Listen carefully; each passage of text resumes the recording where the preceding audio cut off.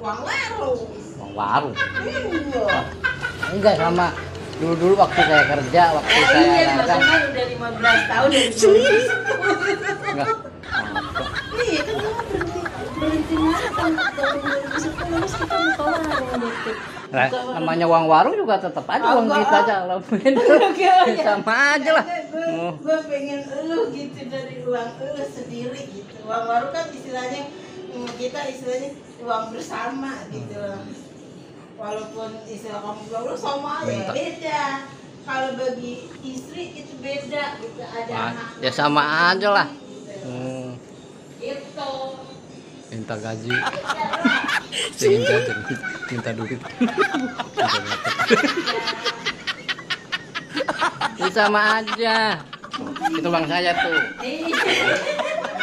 Buat beli apa tuh? Beli apa? Beli apa? Dua, simpen aja. Selama